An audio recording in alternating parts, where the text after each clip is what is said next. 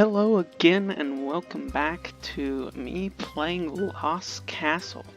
In the first/previous episode, you may remember that I got myself killed purposely for the sake of explaining how death works in this game. And in this one, we will be continuing on from the upgrades I purchased last time, which includes these keys.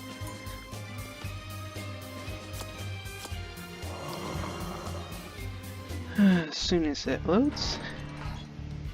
Okay, we have the musket, which is a very good item to start with. Area of effect, range. Range is very important in this game, especially with a damage dealer like the musket.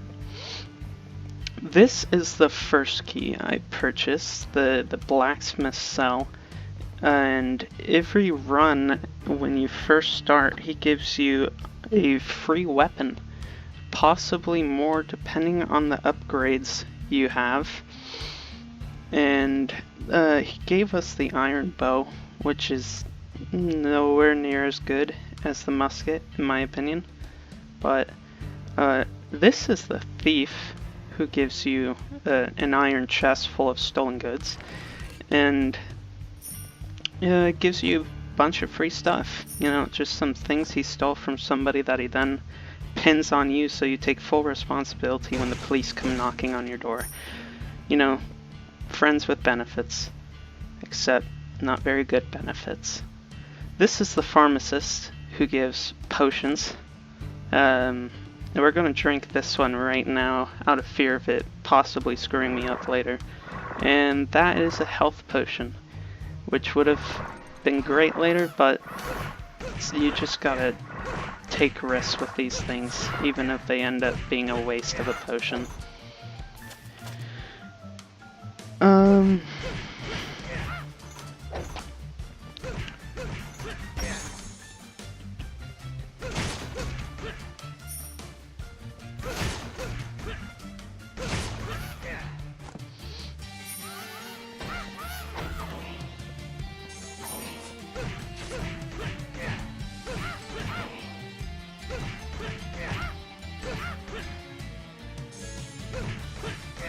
One of the, sorry about that, one of the things that I didn't really discuss last time was that the bosses for each floor do have, I wouldn't necessarily call it a rotation, because if you go through the game several times you could encounter the same boss every time, but they do have randomly selected bosses. Last time we got the Slime King, this time there may be a different one. I am not sure, there's no way to know until it's looking you in the face with those murderous eyes. The Iron Axe, no. I'm probably making a very dumb decision there, but I'm not the best player of this game, so don't expect professional decision making from me. I am merely here to play this game and say stupid things that are funny.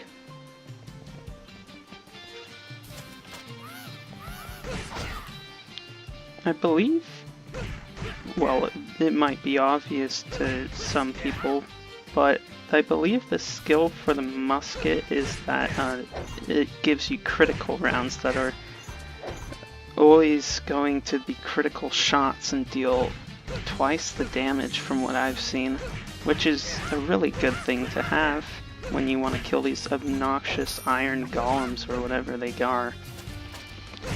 Because otherwise, you'll be sitting here for a very long time, mashing your K key and breaking your keyboard beyond repair. That was a freezing potion, so now if I shoot these guys, they will be slowed down. That is kind of beneficial, but at the same time it also makes me slower for a brief second, so the usage is very situational.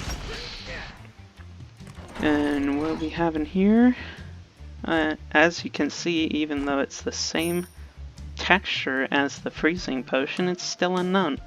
So this one is a speed decrease, which that's a perfectly acceptable loss. Now I'll just run away from enemies slightly slower. My cowardice won't be as powerful. I do not know if this... There we go. The potions are different depending on their abilities. The attack increasing one, I believe, is permanent. The defense increasing one too. But I doubt any of the downgrade potions are permanent.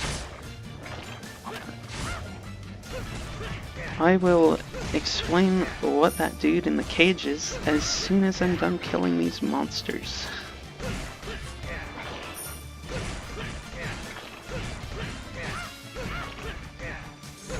Okay, ooh. Nice. So I gotta break open his cage here.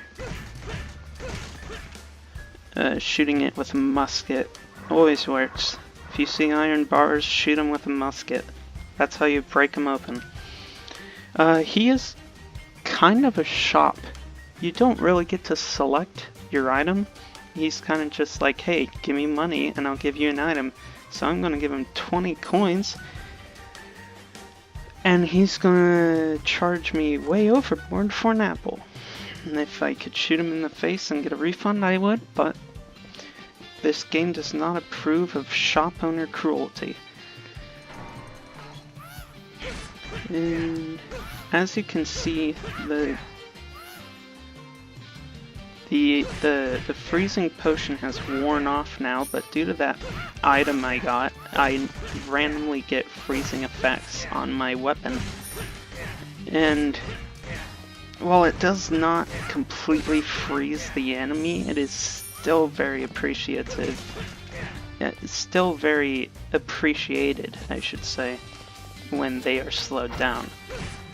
Because that means I have slightly more time to back up and shoot them from a distance with this gun.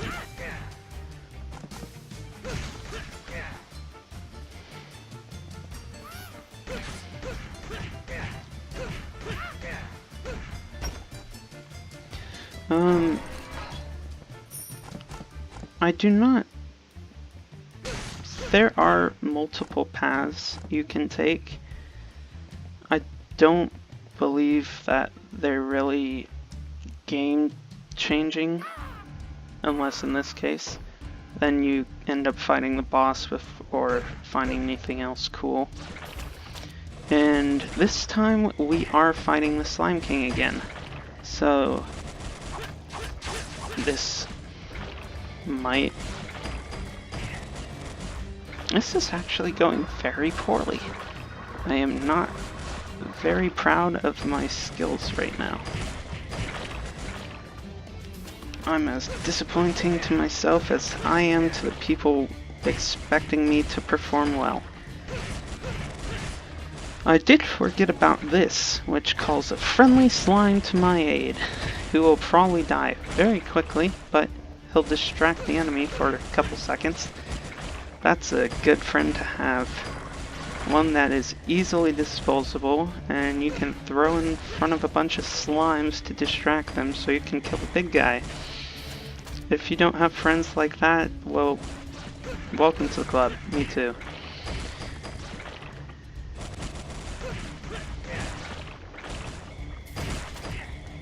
I am... Wow. Okay. I'm gonna shut up and... Never mind. Alright. Well, that was an incredibly short run. I am not sure if I should try doing another in this time frame. I'm sorry. I really expected to do better than that, so I am very uncertain of what to do right now. I There's nothing I really want to unlock because whenever you buy something and upgrade it, not upgrades, raises the price of the other items. So I'm just gonna sacrifice, which will put me back down to 0 souls. And I don't know. Yeah, sure, you know what? Why not? We're just gonna try to get past the first floor. And if we can do that, then all is well. And I do not know the ability of this weapon. Stormy Stab. Okay, I think that's just basically what others would call a flurry. And what is in here? Ooh, the mandala? I don't know. I'm gonna butcher it, no matter how hard I try to pronounce it properly. Restores all health. It's really great, and usually I accidentally use it when I'm full health because I'm an idiot. And as a green potion usually dictates, that was poison. There is varying levels of poison in this game. If you get the bigger poison, you will take more damage. I do not believe poison kills you. I've had it before when I was on low health and I survived, so I don't think it does. But it makes you very susceptible to losing when you get touched by anything. A goblin just looks at you the wrong way and you lose because you're on 1 health. This, oh lord, the Smith's Cannon is a wonderful weapon. I have done very well before using it. It has that, which, who doesn't love explosions? I mean, come on.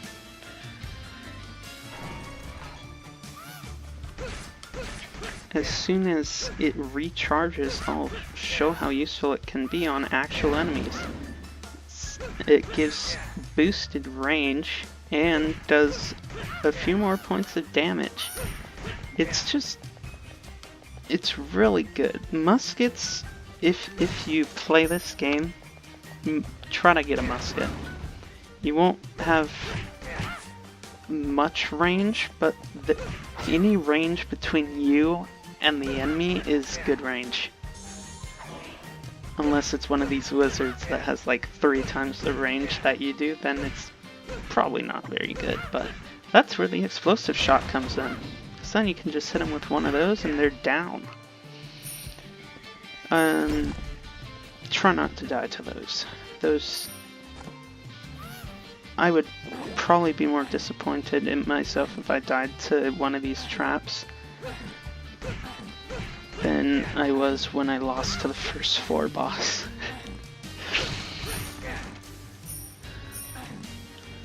This... okay, it's over already. Good. Another person in a cage. Oh dear. Ooh, okay. As soon as I shoot these guys, I will go break open his cage. I believe he's gonna ask me for money. Thank you for saving my life. I was caught by demons a few days ago. I'm hungry. Could you give me a drumstick? Is your reward worth probably what'll be my life later on? Yes, I hope this will help you. Oh, cool. More damage. I suppose that is as good a reward as oh, and another drumstick. Okay, you can keep that one, buddy. And now we move on to this one, which is the shop. Great. And more damage. And we're gonna break these to see if there's any more money. And now we have enough for the sapphire too. So we can get some much needed defense that'll probably save our lives in the near future. You may notice that a lot of the rooms are very similar. I don't think the enemies change much at all, but that just makes it easier to adapt to the situation. Because then you know exactly what to deal with. Like, you should, as soon as you see this room, you should probably know that you want to go the top route. Because shooting through all those barricades is a waste of time and unnecessary. I don't believe they drop anything that would make that redeemable. And there's a golden chest. That's a great random drop. I got a bomb. There are walls here which you can use bombs on.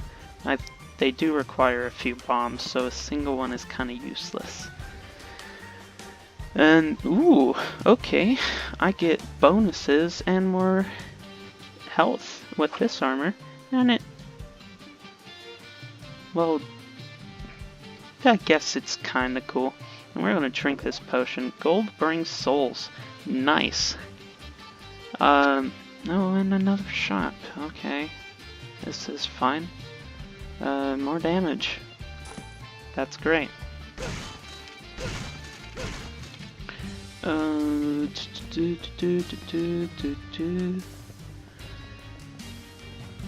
We should probably be arriving at the boss soon.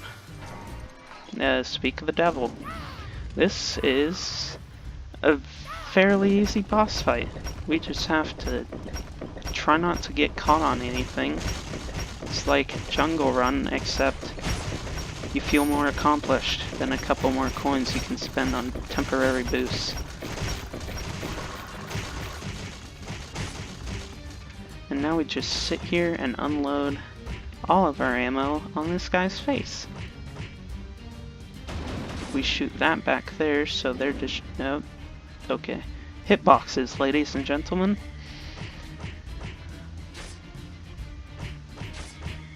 If we can get this guy in one shot, that'll be great. I am taking loads of damage right now, but that's... damn it. Oh dear. Okay. Yeah, as soon as he hits you, he stops. I should have just let him hit me so I could kill him.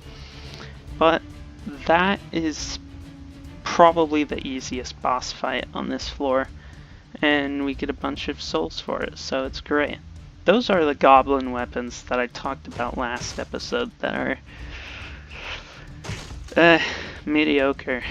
If I get one, I'll talk about the abilities, but right now we'll just wait for that moment. And this is, you may recognize it from the last episode, it's the divider. The one that can switch weapon types.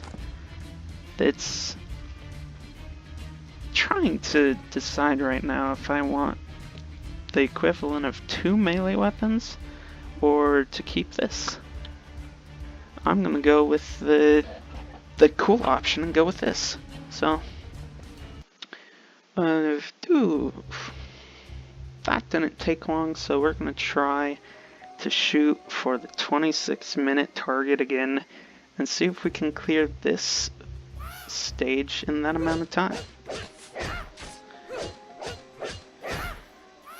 Yes. It's much easier now with this. It has a faster attack rate, and which doesn't matter when you get smacked by one of these obnoxious goblin berserkers. Those things were the leading cause of death for me when I first started this. I don't think they ever really killed me, but they did get me very close to death that I would be concerned enough about actually dying when fighting other things. As you can see, you can pull off some cool, like, fighter game combos with the divider. It's a really cool weapon. It's the practicality of it is very much debatable, but the style points are all there. Let's see what's in this. Oof. actually that might work for this, so we're gonna go ahead and take it. There is item space capacity, so let's see if there's any.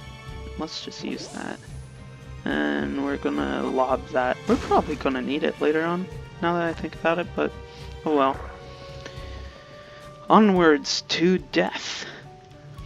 And another shop. Nice. Nothing really I can buy. Oh, that would be very useful. Traps are not the most enjoyable thing about this game. Since moving on will cause us to be unable to come back here, I'm just gonna talk to this guy. More damage, yes. That is worth any amount of gold any day. Onward to the next area. Ooh, spiders. Spiders. Okay. Spiders are a very delicate fight in this. You have to manage fighting the big ones while running away from the little ones.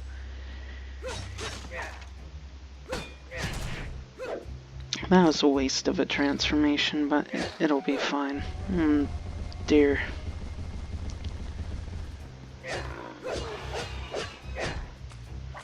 Alright, now we do that. We go bat, bat, bat. We lose a little bit of health, but we took care of that very easily. And of course there's another one to complicate things.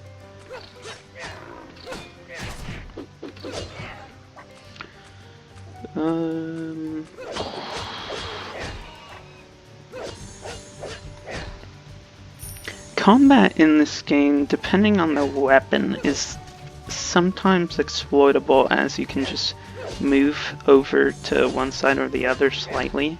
The enemy can't hit you, but you can hit them. I don't know if it's called an exploit, if it's crucial to surviving fights, but it doesn't feel the fairest, if you understand my point. This guy is, I'll explain.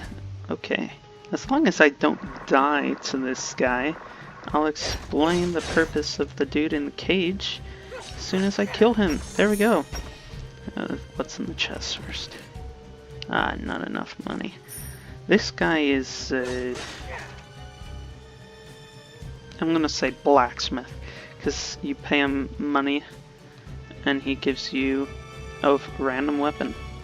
Sometimes it's good, sometimes it's like the random item guy where it's complete garbage and you wish you could kill friendly NPCs in this game. You're gonna feel that a lot. A lot of these NPCs will rip you off, unless it's the actual shop guy, because that's the only place you're gonna get reasonable pricing for things. We get the attention of these, we break through here, and now we play more running around. That was dumb. I should not have stood still for that long.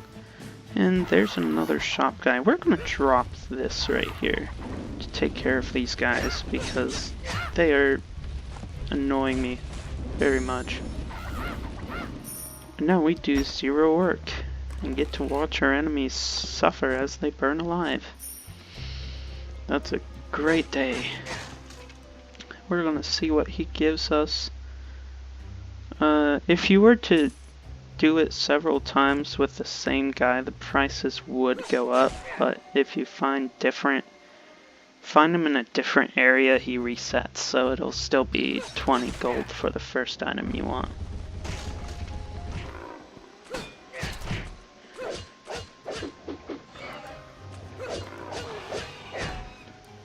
Skeletons, they're kind of just not very good in this game.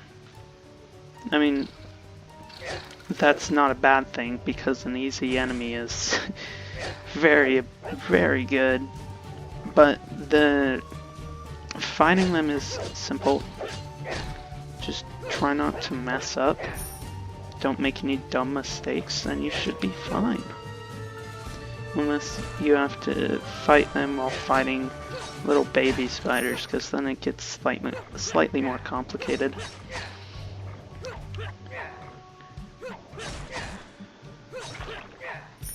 This guy, we're gonna try to kill as quickly as we can, as soon as we can, with one of these. Okay, never mind, he's still alive. Now he's dead.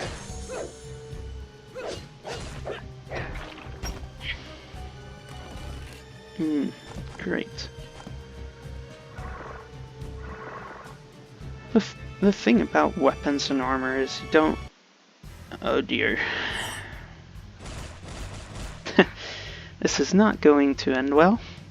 Letting you know now.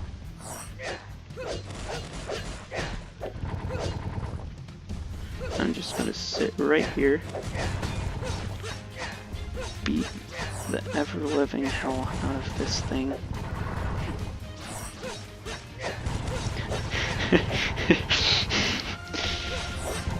Okay, that was one of the most cheesiest things I've ever cheesed in my life. And let's see what's in this chest. Ghost robe. No. Let's take all this though.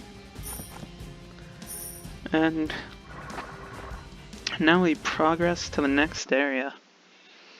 This video's going to go on because I said I would do a full run, and I don't want to betray that for the sake of time purposes.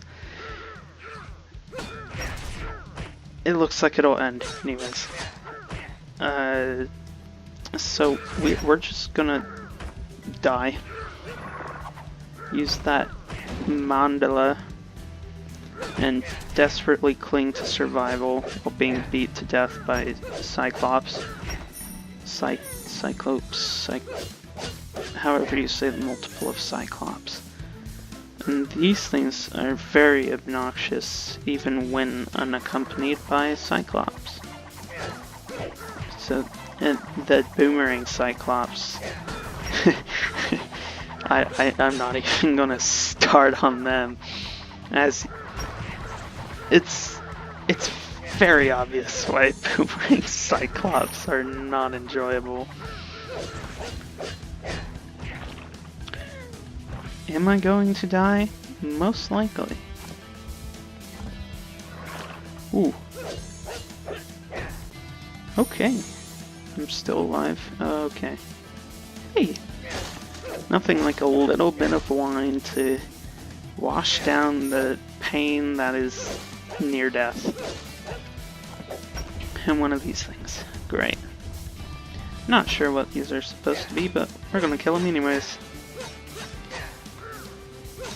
In the name of science, murder everything you see. This goes back to the don't quote me. Okay. Well, that was good. We got to the 3rd floor, and it only gets even harder from there. But we'll manage to pull through for the sake of eventually completing this playthrough. We are going to upgrade the blacksmith. Maybe?